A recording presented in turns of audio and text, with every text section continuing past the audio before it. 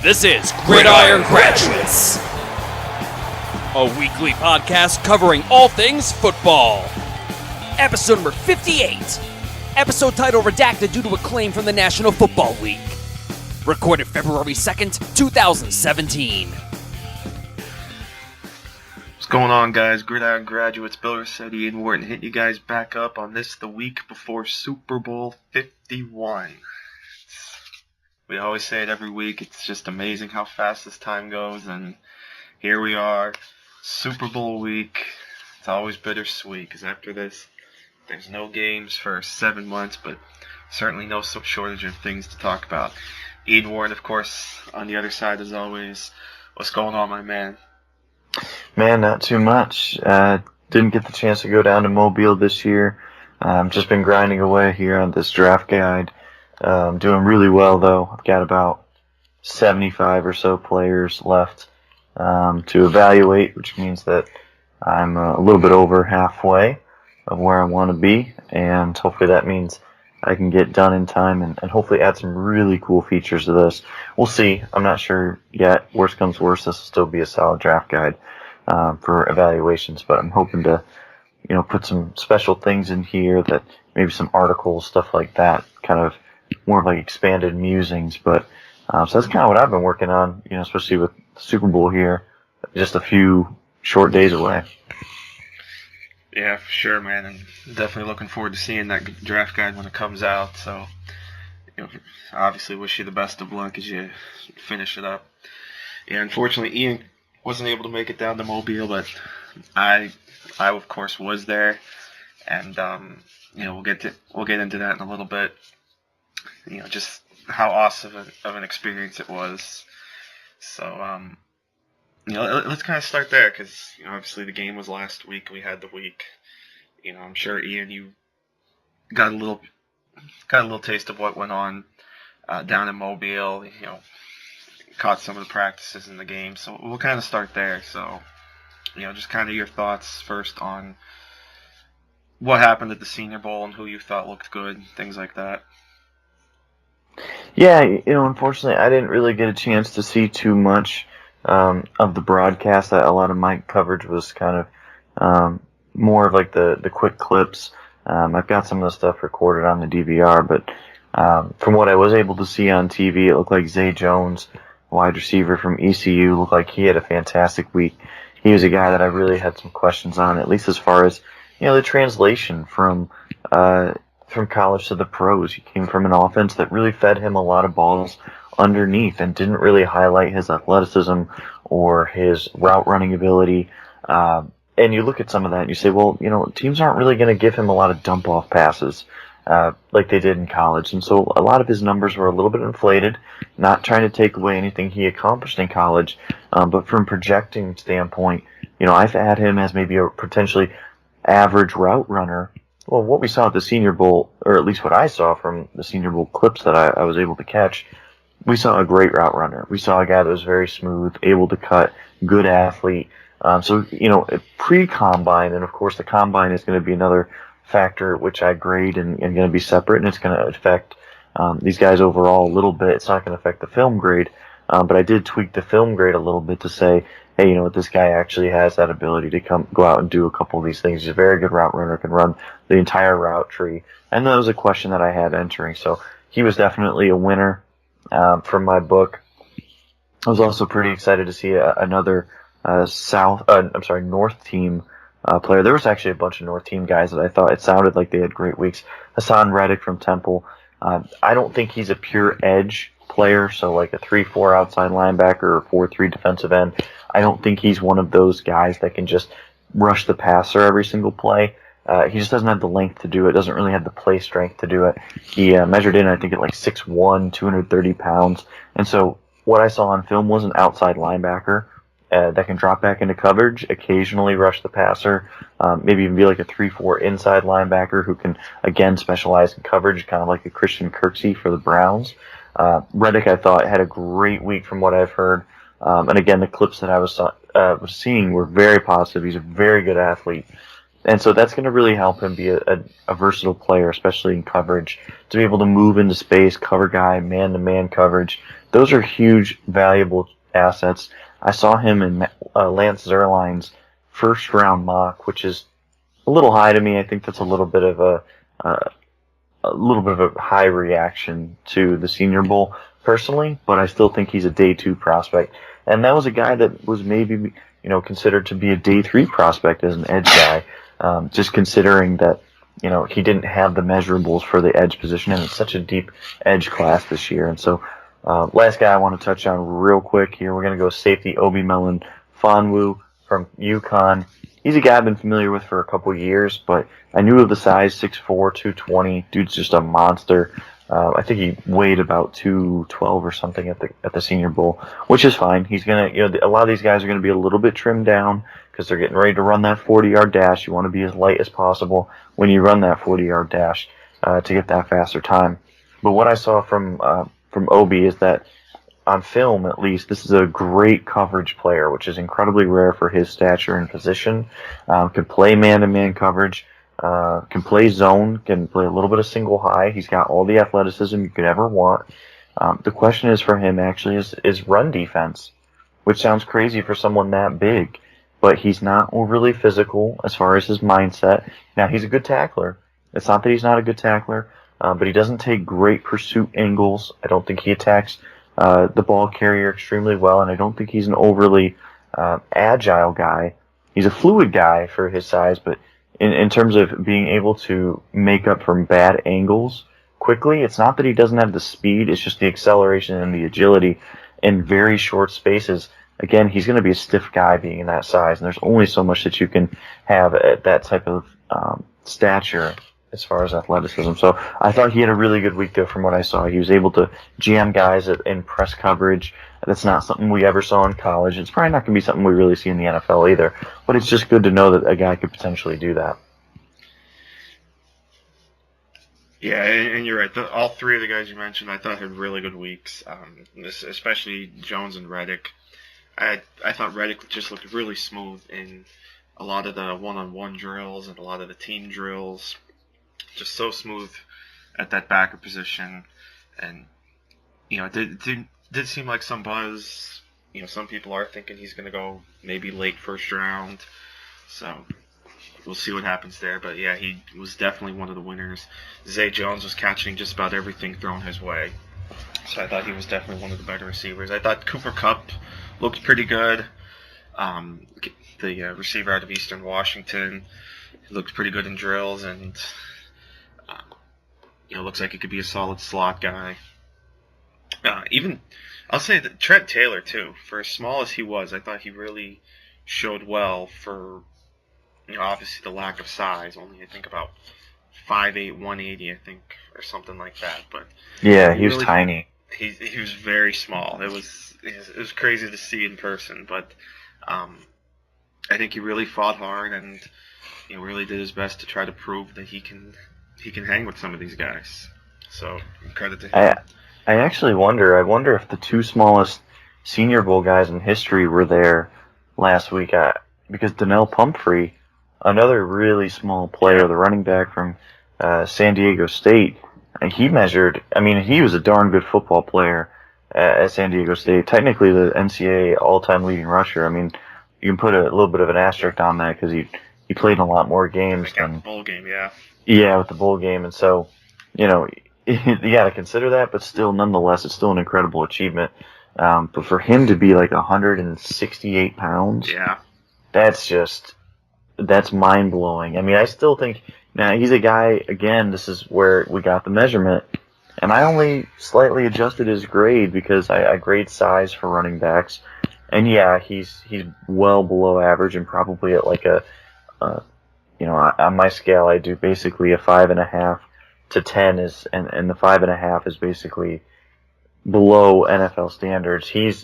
I put him even below that. So like very few times I'll put guys at like a 5 or like a 4.5 on that scale if they're just lacking that much. Now that's not a killer. That doesn't mean he can't play, but it's basically unprecedented for someone his size to play in the NFL and have success. So it's one of those things where I still have him as a draftable talent. I think he's a guy I would want on my team. But it is something that you have to keep in mind, that if you're going to be adding him to your squad, that, he's really going to be facing a huge battle, an uphill battle to find success in the NFL. Yeah, he was someone that a bunch of us were kind of talking about. I think I heard conversations about him when I was talking with the Audible crew at Saucy Q's. Sitting there with Cecil, Waldman, Gene. I think that was the one that Josh Norris was there too, and they're kind of talking about the small running backs. Clint, and they mentioned Clinton Portis. And then in another conversation, I think Mark Schofield's there and a couple others. Kind of talk about how people are trying to compare him to Darren Sproles, but Sproles is really the only running back that small that's been able to do what he's done, and Sproles is bigger than Donnell Humphrey. He's much better. thicker, Exactly. much thicker player. He can take the beating, so Mm-hmm. he. So yeah, when I saw the weight for Donnell Humphrey, obviously it set me back, but boy, the kid can obviously play, like you said. Another kid that just looked... I thought in general the running backs in Mobile looked really good, on both sides. Jamal Williams, I thought, looked fantastic. Matt Days played well. So overall, it was a really good group of running backs. Yeah, definitely. I was impressed with the names that they were able to get. Kareem Hunt is one of my favorite guys in this class. Yep, absolutely. Yeah, he was a little bit thinner, or at least lighter, I should say, than I was expecting. But again, no, I'm not too concerned with weights right now, unless if it's just like alarmingly different than what we thought. I think he was about 10 pounds lighter than what he was listed at. But these guys are going to be doing specialized training. They might be coming off of,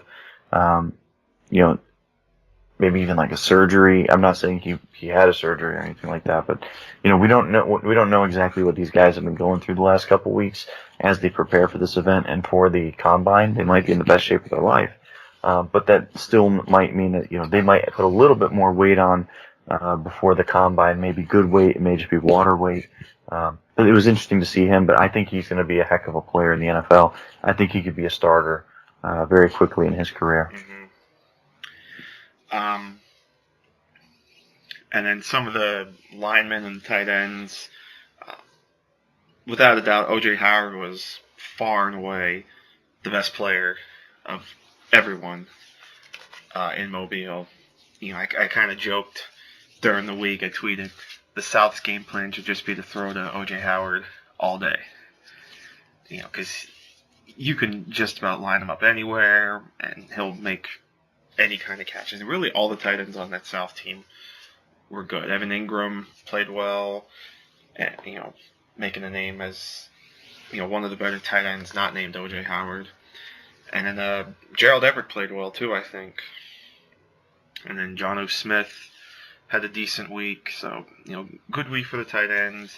Linemen, I thought Julian Davenport performed well. I thought Jordan Morgan performed well. So that's a nice little shout out to the small schools there. Because you got Bucknell and Kutztown there. Deion Dawkins, I think, did pretty well. I like the two signers as well. John Toth of Kentucky and Ethan Posick of LSU. So I think it's a really good lineman class as well. So overall, definitely a lot to like. Now I will say, Antonio Garcia, I know, was a guy that some people had high hopes for going into the Senior Bowl, and he did okay, but especially day one, he got beat pretty bad, and really had to try to bounce back and make a name for himself again. So I think he was, I wouldn't really say a loser, but he definitely could have showed more throughout the entire week. Yeah, and it's one of those things where I think he could have really used that momentum.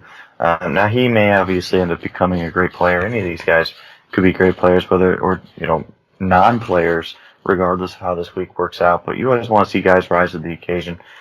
Good opportunity. We saw a couple years ago, Eric Fisher obviously becoming the first number 1 overall pick from the MAC conference, in part because he just had a monstrous draft season, and the draft season is really the Senior Bowl, and then to the Combine, and then the Pro Day.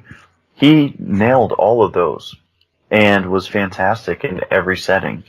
And so the Chiefs, made that decision to take him. And now, it's been a little hit or miss so far, probably leaning more towards miss. It was a tough draft class that was not a good draft class in general. So, I don't want to be too harsh on the guy. And offensive line is very hard to just pick up and play. It's not like you just enter the league great at it for most guys. So, but, a guy like Garcia really could have used that momentum. He was a guy that people were talking about potentially having round 1 buzz if things broke the right way for him. And unfortunately, it didn't. And he could still recover and have a great combine, and I think he will. I think he's a great athlete. But I agree with you. From what I heard, he was pretty up and down. And, of course, the quarterbacks, not very impressive as a whole group. And we kind of expected that going in. You didn't get many of the flashy names. Obviously Deshaun Watson, a lot of people were hoping he'd play, but he declined. Without a doubt, Nate Peterman was the best of the group, and I think he'll be the only quarterback drafted within the first 3 rounds among the 6 that were there. Some of the others will, certainly will get drafted on day 3. I think Davis Webb is going to get a look. I think Josh Dobbs might get a look. Maybe C.J. Beathard late. Antonio Pipkin didn't exactly do much to help himself, though, so he may go undrafted, but... Yeah, did he look like a guy to you that looked like he belonged at all? It was a tough stage for him, for sure. You could tell that it was quite the jump for him going from D2 to, this grand stage, being with all these big-time quarterbacks. And then, of course, because I didn't really get a chance to see much of the game, but, from what I heard, he had a very poor game.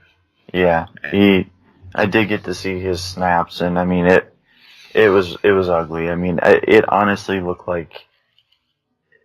So, this is a good way to look at it, is that usually in this type of game, the type of quarterbacks that get in, or even like the type of D2 players that get in, are guys that transfer down, guys that had the talent, but usually just for whatever reason couldn't put it all together, or, didn't work out as far as them enjoying it. Pipkin was not that type of player. He's been at Tiffin his whole career, and as someone that went to Ashland University, which is in like the same, division, a lot of guys in that type of environment just aren't very good, and they're just not NFL material. I thought from the snaps in the game, from the 4 games I've charted of him from last year and this year, I was shocked. Honestly, I'm stunned that he was there. I'm happy for the young man that he had that opportunity, but I in no way saw an NFL skill set there. He didn't even look like he belonged in that game, let alone NFL consideration. Yeah, so, tough break for Pipkin, but, we'll see if he latches on somewhere as an undrafted, or maybe he moves positions, but as a quarterback, it was rough going for him, so, like I said, unfortunately, not the best of performances for the quarterbacks, so, hopefully next year we get some better quarterback play. It's shaping up to be, and I know it's super early, and I'm not saying it's going to be an amazing quarterback class. I don't know that it will be. I don't know that it'll be better than this year, but I will say the senior class does look better than this year's senior class. I agree with you. I think it's a pretty weak senior class overall. Next year, it's headlined by some guys that I thought could have come out this year and maybe been drafted above the seniors this year. So that's saying something, that they're going to enter with that momentum and hopefully improve. Even if they stay stagnant, I still think that that's just a better, more physically talented group. A lot of these guys are very limited in this year's crop. Yeah, for sure. I guess I'll take a couple minutes too. I just want to talk, I guess it would be nice to give the listeners a little bit of my perspective as far as just everything that happened down in Mobile, kind of both on the field and off the field. Because now we both have the experience of actually being down there and experiencing what it's like to be at the Senior Bowl. And to me, it was just a phenomenal event. And you want to talk dedication. I drove 17 hours over 2 days to be in Mobile for the week. Because that's how bad I wanted to go. And I knew it'd be cheap. And I figured it'd be cheaper and I'd have my car. So that kind of played into it as well. So I got there about Sunday afternoon and checked into my hotel and just kind of went around Mobile a little bit, kind of took in some of the sights. Now, granted, there's not a whole lot to do in Mobile, other than the whole football aspect. So, but it's a nice town. And then, so I just relaxed on Sunday. Of course, watched the games. I'm actually down in I stopped over at the Renaissance too, just to get an idea where the Renaissance was, where some of the events would be. And I run into the guys from Roster Watch, like Alex Dunlap and all that. So it was cool to meet them. And then I got to meet Patrick Wu, which I was very happy. Patrick's a real cool dude. So, obviously does a fantastic job getting all this together. And then Monday comes, I pick up my credentials, and I'm like a kid in the candy store. I'm like so happy. It just felt so surreal to me that I was able to pick them up. And this was kind of one of those, like, this is real moments. Like, this is actually happening. And then I saw, like, all the scouts and whatnot talking to the players. And then Tuesday at the weigh-ins, getting to experience that was an adventure. And then getting to see the practices. And, just everyone that I got to meet, too. Kyle Krabs, Joe Marino, Shane Alexander, Jeff Risden, Mark Schofield, John Ledyard, Eric Edholm, whole bunch of guys. And girls, too. I definitely met some females that I wanted to run into as well, like Emily Kaplan. Funny story, like, it was real quick with Emily, but I run into her on the field, I introduced myself. And she goes, "How are you?" I said, "Good." And she goes, "Oh, I'm sorry, I'm all sweaty." I'm like, "Oh, that's okay. At least you're not sunburnt like me." And then being the sweetheart that she is, she's like, "Oh, do you want sunscreen?" I'm like, "Oh, no, I'm good." Because at this point, this was Thursday. There was only like the one practice left. I'm like, I went this long being burnt in the sun. What's another 2 hours? I tell you, especially, I don't know if you've been down in the South before, in that part of the country, but like, it's not warm this type of year. Like, it's not like it's like hot or anything, but that sun does beat down on you down there, even if it's like 45 or 50. I remember 2 years ago when I went, and it was like 40, 45 degrees. We all had like fleeces on and jackets, but we were still getting sunburned. So it's just one of those things where it's kind of funny. Like, you are a little bit sweaty because you're dressed warm, but it's not cold enough to be dressed that warm. It's just one of those weird temperatures where like you can't really get comfortable, and you end up getting sunburned because you're out there for 4 or 6 hours. Yep. And the fact that it was like 60s beginning of the week, and then by Wednesday it gets up to like 75. And I get so used to the weather, so I just keep going out in t-shirt and shorts, and I find myself shivering by the end of practice Friday, or end of practice Thursday, even though it was still like in the 50s, because I got so used to the 60s and 70s. Oh yeah. And then I think one of my like most starstruck moments, there was a film room in the Renaissance. You can go in, and there's like a bunch of stations with computers. You could sit down and watch film, and you had the clicker and everything. So I go in early Thursday morning, because I was there Wednesday night, and then they said they'd be open 8 a.m. Thursday. So I go in Thursday morning, sit at the one table. I see Ted Thompson sitting at the table right next to me. I'm like, oh my god, this is so cool. And then later on, here comes Reggie McKenzie. Who, by the way, I learned this week has a twin brother. Yeah, I saw your picture of that. That's actually hilarious. Yeah. I had no idea. I'm like, yeah, hey, Reggie McKenzie, and then after talking to him, it's like, oh, it's his twin.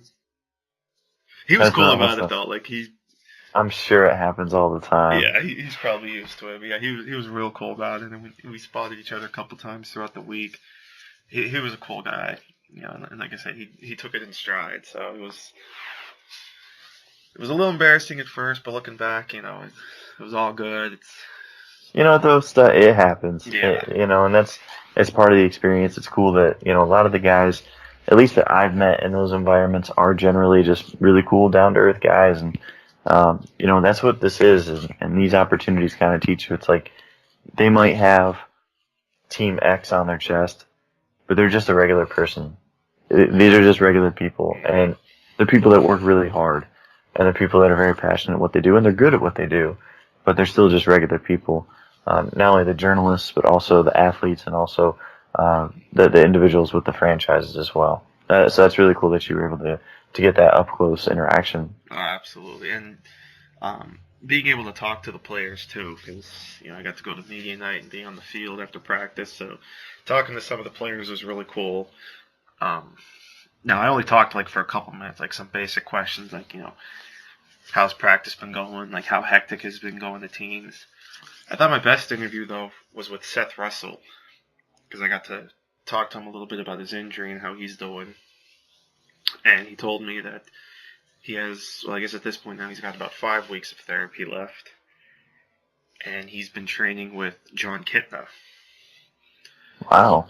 Yeah, I found that really interesting.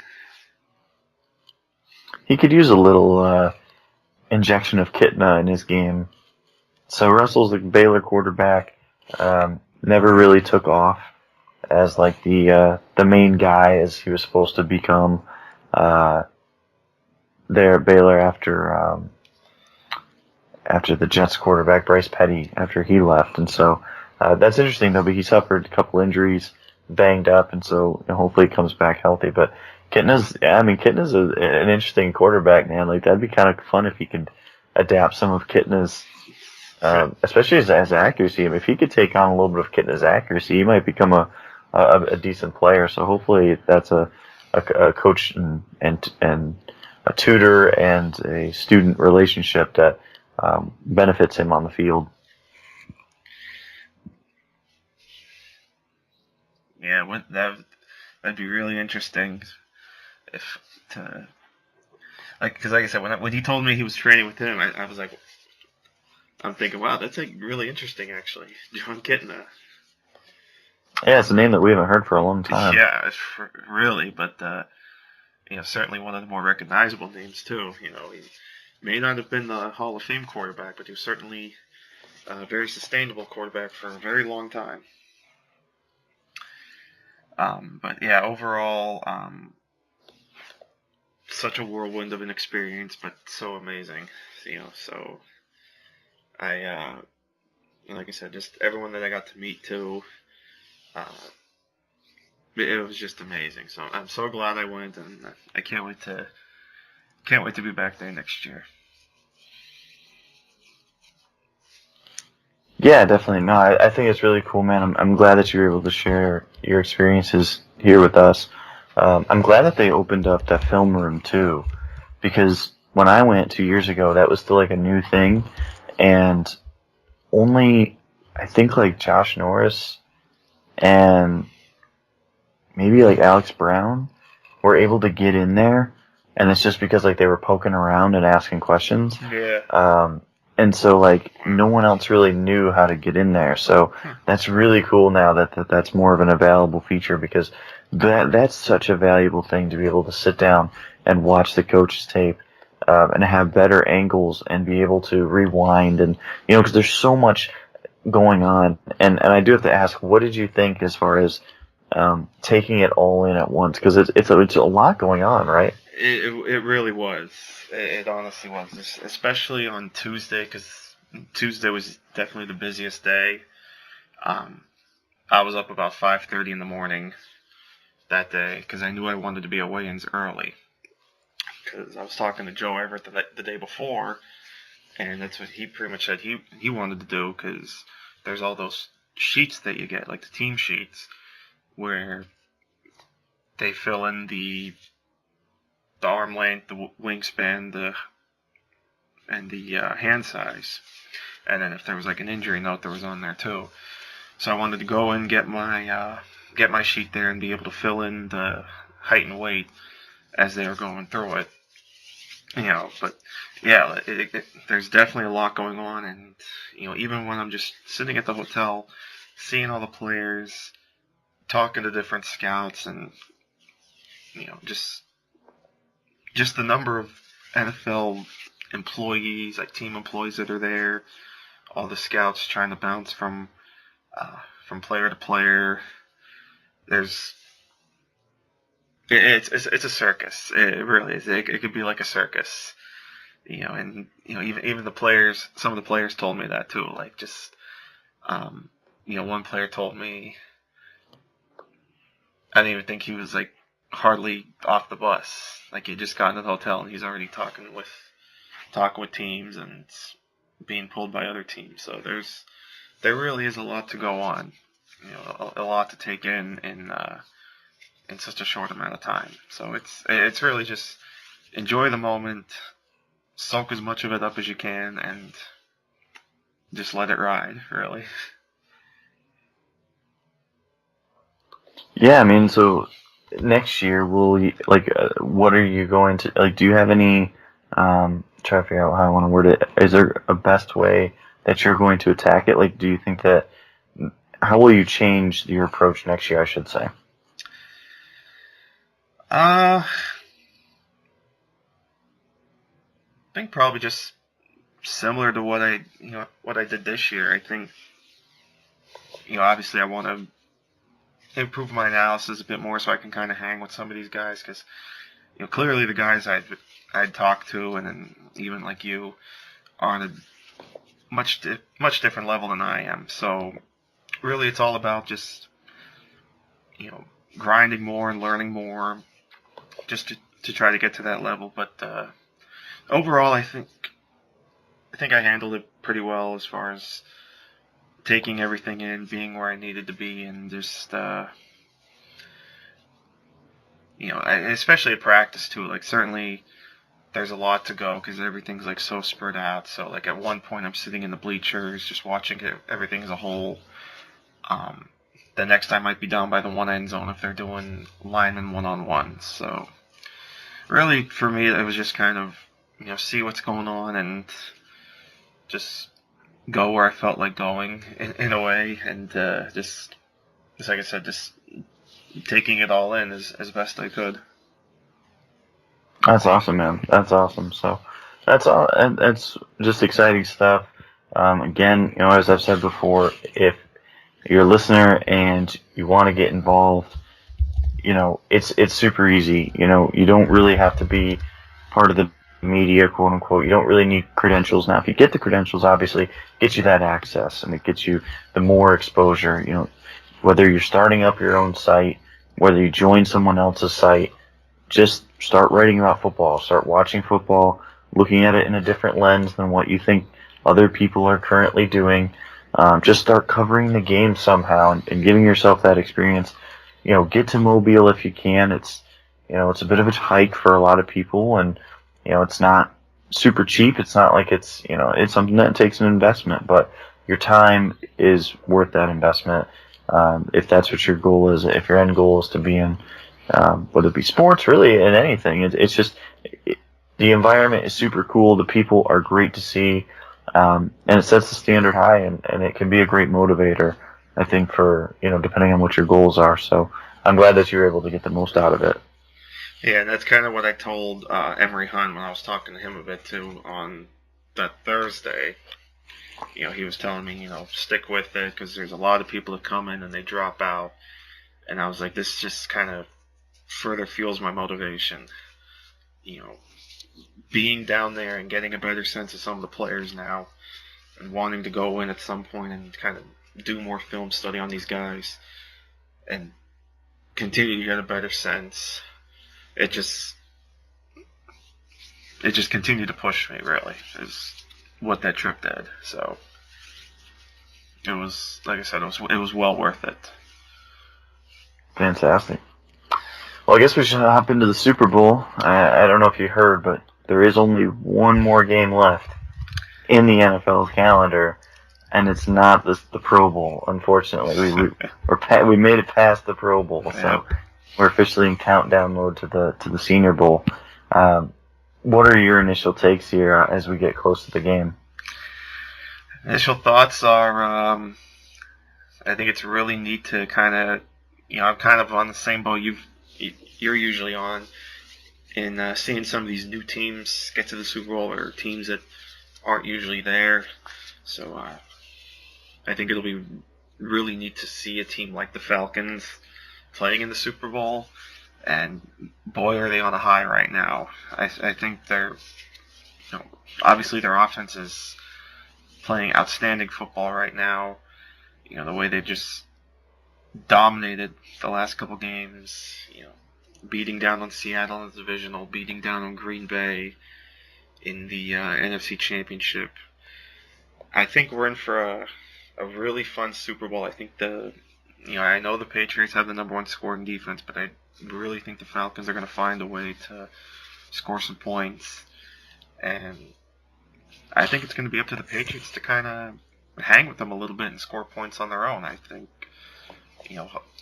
we did say that the two championship games were going to be shootouts. We obviously didn't get that, so I'm really hoping that we actually do get a good game this time. And I think we're due for a good game as well, because really the playoffs as a whole have not been all that great.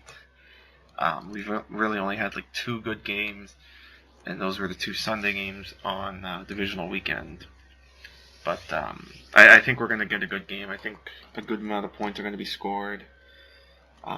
Again, I think, with all the weapons and the way Atlanta's been playing, the way Kyle Shanahan has these guys going, I think they'll be able to hang with the Patriots, and it'll be up to New England to kind of do their part to hang with Atlanta. And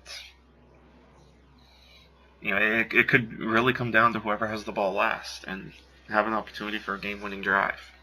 It has that kind of feel to it. Yeah, it kind of reminds me of the Panthers-Patriots Super Bowl so many years ago, where I think we enter this game and you can make a strong case for either team winning. Absolutely. I think the big question is, and that everyone's kind of come back to, is how do you slow down the Patriots' offense if you're that Falcons defense? Because the Falcons defense doesn't really have the blueprint that the Texans have, and the Texans are the ones that have given the Patriots really the most trouble. Mm-hmm. If the Texans had a good quarterback, they might win that game, but obviously Osweiler couldn't get it done. So can the Falcons be physical at the line of scrimmage? Can they get pressure on Brady? Every quarterback struggles against pressure, but Brady's not immune to that, and we know that. So can they slow down LeGarrette Blount and put the pressure on Brady and not give Brady that safety valve? And if they can slow down Blount, then can they also continue to get pressure and make him hear footsteps throughout the day? If they can do that, they're going to have a really good chance to win. It's just that's so much easier said than done. And without Desmond Trufant in their secondary, you've got rookie Brian Poole in the slot, and he's played well as a rookie. You've got Jalen Collins playing pretty well in his second season for a guy that was not slated to start. And obviously Robert Alford, he's done a really good job. He's been a multi-year starter. That's to be expected from him, and he's done well. But those guys have massive pressure on them, and the scheme does not necessarily play well for Atlanta. Go back 2 years ago against Seattle. Whenever the Patriots needed a big play, they went to Julian Edelman or Danny Amendola, and they got it done. Against that cover 3, it's the same defense, literally the same scheme. Now, it doesn't mean Dan Quinn's going to do things the exact same as he did 2 years ago in his final game with Seattle, but it's still a matter of how that's going to match up. So if they're going to stay to their principles, which you would expect them to, gotten this far. There's no reason for them to get away too far away from it. They're not a man-to-man team. They don't have good man-to-man corners. So there's no reason to switch there. I think zone can fit them well, can do well this game, but it's going to be really up to those blitzes and guys like Vic Beasley to create havoc on Brady. I lean towards the Patriots in this game because of that, because I know that the Patriots will be able to take away either Julio Jones or the run game. Maybe not completely, but they're going to sell out to stop one of them as much as they can. Bill Belichick always does it. He always does it. He can do it again. As good as those two threats are, and as good as Kyle Shanahan's been calling these games, and Matt Ryan's been playing well, that offensive line has been fantastic. One of those two facets of the game are going to struggle. So it's a matter of, can the Falcons overcome that? I think they can. It's a good enough offense, and again, Shanahan's been on fire. But you might have to put up 30 points this game. Can you do it? And the pressure, I think, is going to be on Atlanta to be more perfect than the Patriots. I think the Patriots can get away a little bit with some sloppiness, with some turnovers, just because I think that LeGarrette Blount is going to be such an issue for Atlanta. And I think, honestly, he's not the best player on the offense, but I think he's the focal point in that if you stop LeGarrette Blount or limit his effectiveness, that passing attack becomes so much easier to defend. I'm not saying that it's going to be easy to stop it, but it's going to be easier because a lot of what the Patriots do runs off of play action. It runs off of those quick screens, and the only way to really get those looks is to have a good running game. Yeah, and you mentioned Vic Beasley. I really think he's going to have to be the star of this team because, he had been a star for the Falcons all season, and I really think the pressure's on him. Because he's got to get to Brady. He's got to continue. He's basically got to finish the job that he started over the first, say, 20 weeks of the season. If he can get to Brady, then Atlanta's going to have a shot because, like you said, the secondary probably not going to be good enough to slow down guys like Edelman and Amendola. So that pass rush has got to get there. Beasley has got to get there. The other guys have got to get there, or it could be a long day for the Falcons. Like I said, I think the Falcons can put up points, but boy, now I find myself going back and forth, and the whole history favoring the number one scoring defense, because I think you're right. The Patriots are going to put up points, and there's obviously the experience factor too. We don't even have to talk about that with the Patriots, whereas with the Falcons, where is it besides Dan Quinn? There's not a whole lot there. Yeah, I don't think they have any player with Super Bowl experience. Just thinking of the roster, because they didn't really bring anyone over from Seattle. So they are an extremely young team in terms of that, and I don't know that that's going to be a deciding factor, but I'd sure rather have that experience than not have it. And I mean, I'll say this too on that front. Like, for the Falcons to make this kind of run with as many young players as they have, that's obviously a good sign. So many, looking at the roster on our lads, and just a lot of the guys that were drafted just within the last couple of years. Grady Jarrett was a 5th round pick in 2015. Vic Beasley, obviously their top pick last season. Deion Jones is a rookie. Devondre Campbell, a rookie. Keanu Neal, a rookie. Jalen Collins in his 2nd year. Ricardo Allen in his 3rd year. Robert Alford in his 4th year. So there's a lot of young talent, especially on that defense.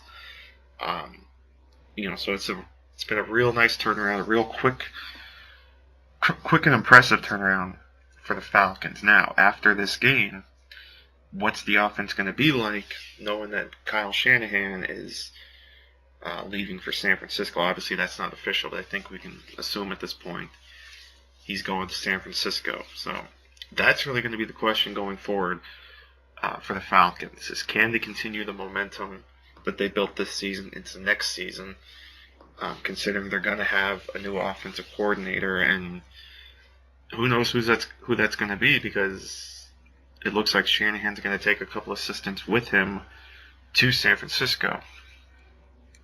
So can Matt Ryan continue? Now, he's obviously not going to put up the numbers he did this year. I think regression is inevitable. But will the new offensive coordinator be able to at least sustain some of the success that they built this season, especially knowing now that they'll have a big target on their backs, win or lose this game?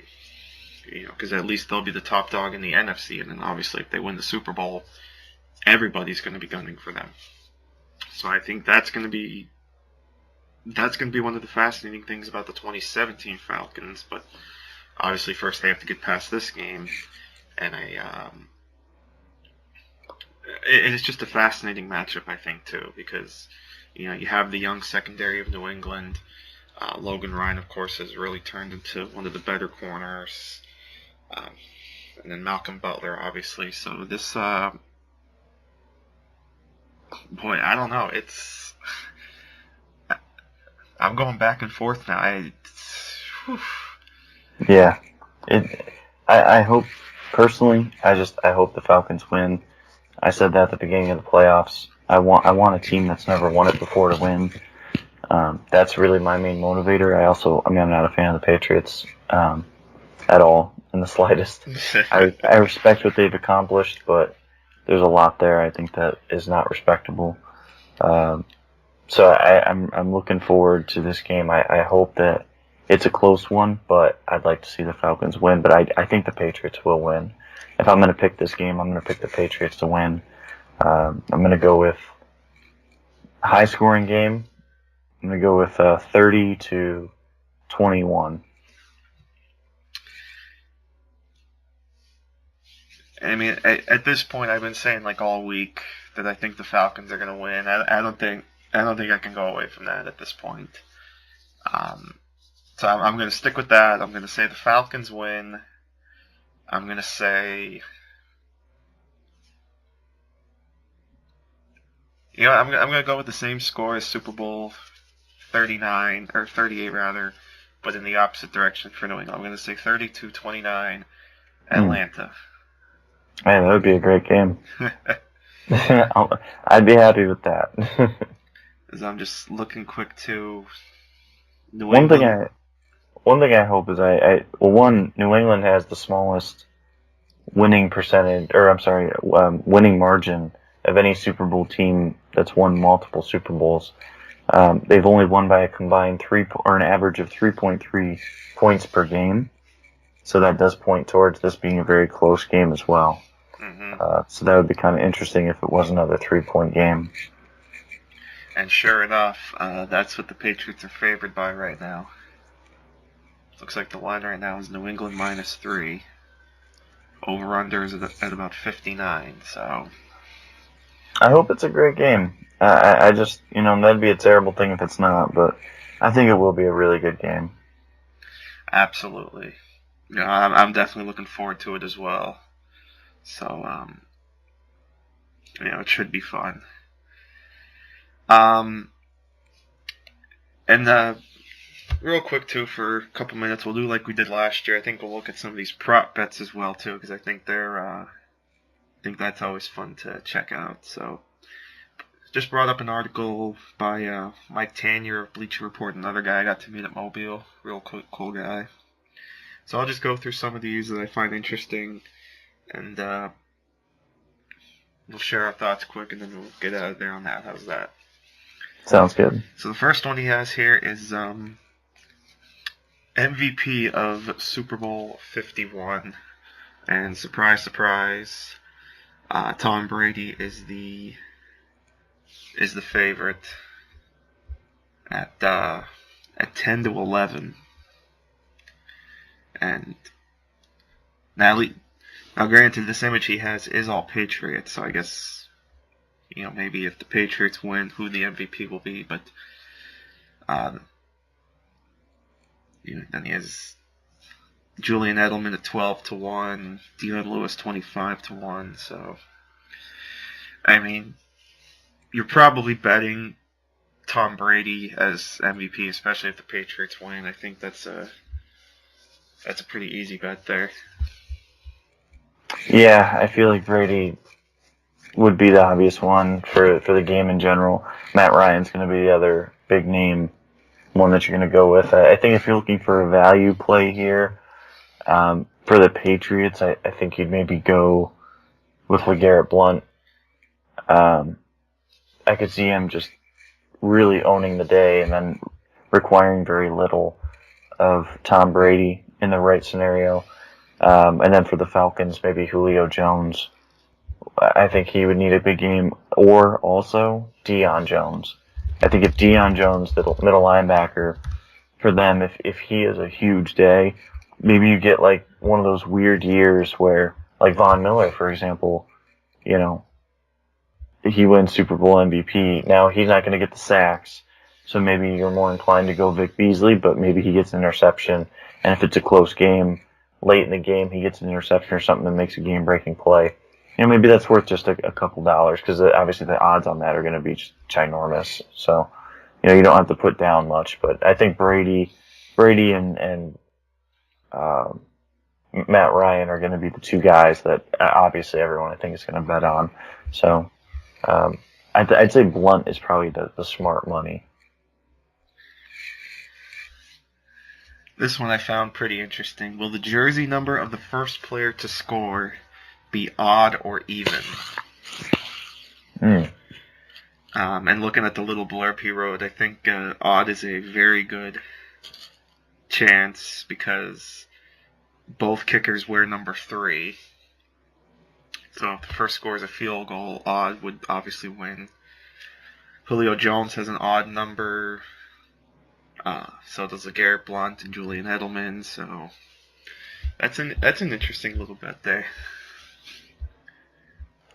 Yeah, part of me is like even, because I feel like if you're scoring touchdowns, you're more likely to have an even number there. But I don't know. That's more of a coin flip one, man. I don't know about that one. I tend to avoid the weird ones like that. And now I'm flipping over to an article here on CBS Sports by Will Brinson. The fun prop bets. All the other good stuff like off the field. Like the first one he put here. What will Luke Bryan be wearing when he starts singing the national anthem? Blue jeans are 1-2. Any other pants or shorts are at 3-2. It's got to be blue jeans. It's got to be blue jeans, absolutely. Whether it's dark or light, I don't think it matters. But I mean, that's stealing money. I think there. I think that's one of the safest bets of the night. I mean, he knows all the girls will be watching. He's got to break out the tight blue pants. I guess maybe like leather pants would maybe be the sneaky choice here. But I don't know, man. I think you got to go with the jeans there. Yeah, I think the jeans. What color will Lady Gaga's hair be when she comes on stage? Blonde is at 1-4, and all these odds he got from Bovada. Blonde is 1-4, any other color is 5-2. I'd probably lay a bet on any other color. I could see it being any other color, but have we seen her with other hair lately? I'm not sure that we have. She has more than a lot. Well, because she had blonde last year, I think, too, when she did the national anthem. Yeah, I'm gonna go with blonde here. It's a little bit of a safer decision, but I'm okay with that on this one. And then the next question on here is which song will she play first? And the favorite there is Born This Way at 9-4. Yeah, I mean, that would make sense. I'd throw Poker Face is 10-1. I guess just for the hell of it, I'd go with that one. Yeah, I mean, that would make sense. And that's what's part of these things is too. It's like you want to make the smart money play. So just picking the favorite is not going to get you the huge return. So I'm gonna go with the favorite on this one again, just because I think it's I can't see her doing poker face. I don't know. It's been so long since that came out. Yeah, true. Of course, the whole Deflategate thing is on there. How many times will it be said? Over under set at 1.5, and then he gets into all the on-field stuff. I think the Deflategate is over. Like I think they'll hit the over on that. I don't think. Oh man, I can't see them doing under on that. Scrolling through a couple. Will a flea flicker be attempted in the game? I would say no on that one. Yes is 5-1. No is 1-9. Oof. Might be worth the yes, but just for those odds. But I'm gonna say no, just because it was so uncharacteristic last week when they did it, and I can't see the Falcons doing that. That'd be out of character for Kyle Shanahan. And then there's some cross-sport action. This is interesting. Like for one, and this is coming from Westgate, what will be higher on Sunday? Steph Curry points and assists, or Patriots-Falcons first half points? It's Steph Curry points and assists -2.5, or Patriots-Falcons first half points. I'll go Steph Curry points. And then they mix in some golf as well. Like there's a bet with Phil Mickelson, there's a bet with Tiger Woods, so that's interesting. What will be higher, Tiger Woods' 72-hole score or Tom Brady gross passing yards? Oh man, that's if Tiger Woods even makes the cut, of course. Yeah, I'm gonna go with Tom Brady passing yards because I don't trust Tiger right now. Yeah, and then there's Super Bowl MVP, which we talked about. Brady at 7-5, Ryan 5-2. Well, you mentioned Blunt; he's 16-1. Oh, I like that. Nevada. Yeah, I like that. I'd be putting a little bit on that. That's not a bad bet for sure. It's a small play. Yeah. And then who'd you mention? Deion Jones is 150-1. Oh yeah, I like that too. And then, of course, who will the Super Bowl MVP mention first? Will Matt Ryan win regular season and Super Bowl MVP? Color Gatorade. And of course, here's the big question. If the Patriots win, will Brady, Belichick, or Kraft be seen shaking Roger Goodell's hand on TV? Yes. Yes, I think so. I think that will be a very smug moment if they win for the Patriots. And yes is the favorite at -180 or 5-9. No is +140 or 7-5. So, but I mean, they'd probably want to be like the bigger men as well and shake his hand. So I could see them going that way as well. Like they don't want to like make themselves look bad. You know what I mean? So right. So I think with that, we had some fun with these prop bets and whatnot, and I think we're ready to go. I think so too, man. I'm looking forward to this game. I really think it's going to be fantastic, and it's been a great season, and I hope that it ends in a great way. It wasn't the strongest NFL season because I don't think that there was a dominant team for the most part of the year, and I thought that teams were really just inconsistent in nature and in general with injuries and such, but that doesn't mean that we can't finish strong. And playoffs in general have been pretty weak, so we need a good game to finish this out. and we're soon at the point where, it's time to really look at the draft and focus on next year in the off season, which is fun, but let's also pour one out for the NFL football season basically being over. That's right. Yeah, bittersweet as always. So let's enjoy the last game and get ready for the off season.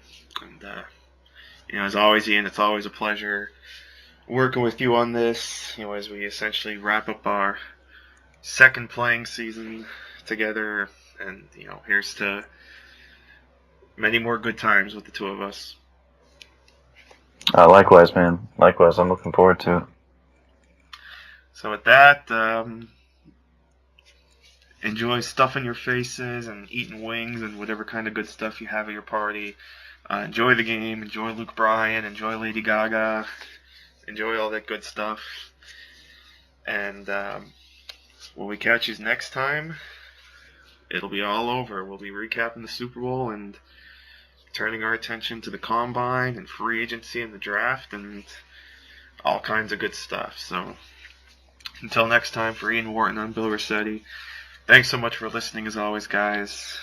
Take care, and we'll see you next time right here on GG.